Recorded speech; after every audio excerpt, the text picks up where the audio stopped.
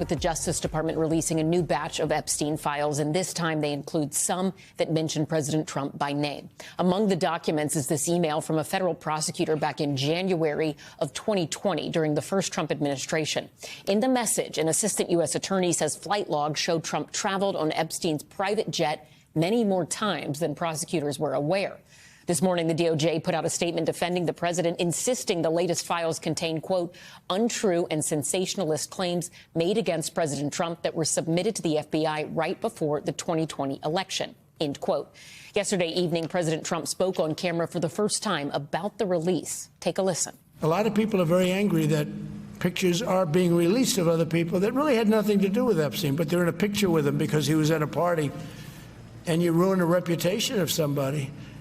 So a lot of people are very angry that this continues. NBC News Chief Capitol Hill correspondent Ryan Nobles joins us now. I mean, Ryan, there are thousands of new Epstein files to go through. What are the key documents that have emerged so far? Well, you raise an important point, Allison. We are just in the beginning of going through this tranche of documents, some 33,000 documents in total. But what we're seeing that is the most revealing at this point is that there are a number of FBI tip sheets that the FBI collected during their investigation into Jeffrey Epstein. And there are a number of prominent people whose names are popping up on these tip sheets, including the former president or the current president, Donald Trump. Former President Bill Clinton also mentioned in some of these tip sheets. Now, these tip sheets should be taken into context. They are often just people that either come off the street or make a phone call into the FBI and say that they have information that could potentially help with a case or an investigation. It's not clear the context in which these tips were taken. Did the FBI follow up on them? Is there any other corroborating information that would help to substantiate some of the claims that are made in these tip sheets?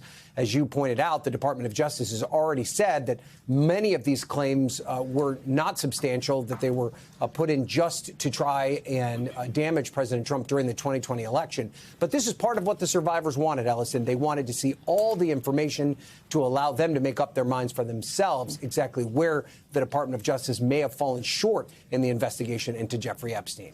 Ryan, do we know how many Epstein files are still unreleased? We have a ballpark idea, Ellison, but we don't know definitively how much is left to go through. In the past, the Department of Justice has said that they believe there are hundreds of thousands of files that they have yet to release. Members of Congress have similarly said that their expectation is that that's the ballpark of information that we should receive. So if you put that into context, hundreds of thousands of documents, so far we've only seen made public somewhere in the range of 40,000 documents. So there is a lot more to go, and it'll be some time before all this information is sifted through and people get the full idea of exactly what the Department of Justice is holding on to. All right. NBC's Ryan Nobles, thank you. We thank you for watching. And remember, stay updated on breaking news and top stories on the NBC News app or watch live on our YouTube channel.